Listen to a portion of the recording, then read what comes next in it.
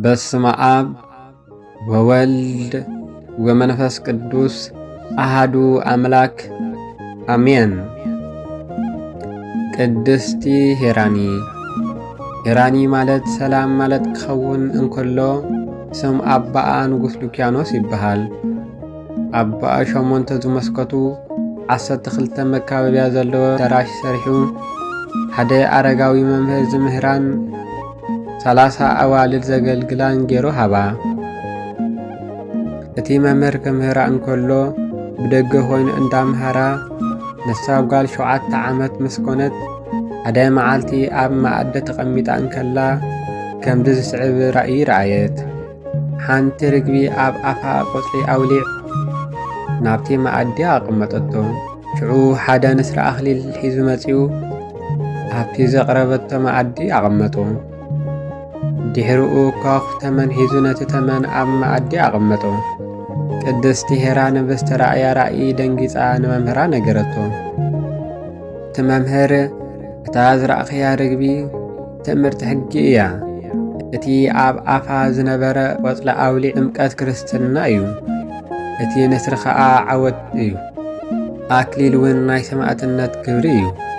ኮኽ ሓደ ከሓዲ ንጉስ እዩ። እቲ ተመን ዝበልክዮ እውን መከራን ስቃይን እዩ በላ። ስለዚ ንስኺ ምእንቲ ስም ክርስቶስ ተጋዲልኪ ክትመውቲ ኢኺ ኢሉ ተርጎመላ። ኣብዚ ግዜ እዚ ኣባኣ ንጉስ ሉኪያኖስ መጺኡ ካብዞም መኳንንተይ ንሓደ ከመርበኪ እየ ምስ በላ በል ን3 መዓልቲ ምስ ነፍሰይ ክመክር በለቶ።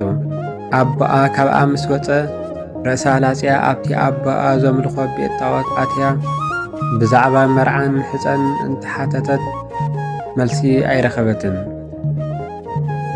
ድሕሪኡ ናብ ሰማይ ብምጥማት ኦ ናይ ክርስቲያን ኣምላኽ ናብቲ ንስኻ እትፈትዎ ምርሓኒ ምስ በለት ዝተለኣኸ መልኣኽ መጺኡ እንሆ ጽባሕ ካብቶም ናይ ሃዋርያ ጳውሎስ ደቀ መዛሙርት ሓደ ናብዚ ዓዲ መጺኡ ከጥምቐኪ እዩ።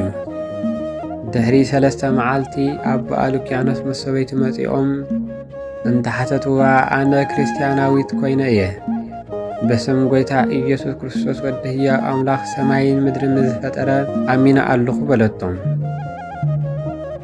ኣቦኣ ተቖጢዑ ካብቲ ዝነበረቶ ቤት ናብ ኣደባባይ ኣውፂኡ ኢዳን እግራን ኣሲሮም ብኣፍራስ ከርግጽዋ እኳ እንተኣዘዘ ንዓኣ ግና ኣምላኽ ስለ ዝተኸላኸለላ ወላሓንቲ ኣይኮነትን።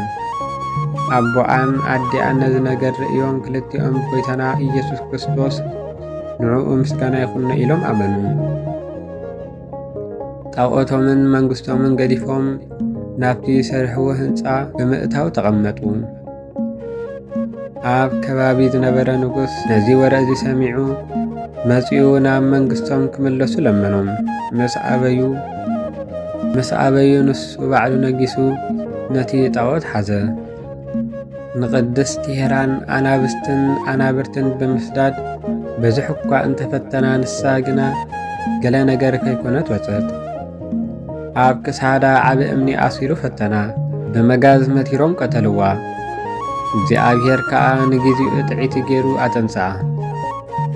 ኣቦኣን ኣዲኣን ነቲ ንዓኣ ዘጥምቓ ካህን ብምጽዋዕ ምስ ብዘሎ ቤተሰቦምን 300 ኣገልገልቶምን ተጠመቑ።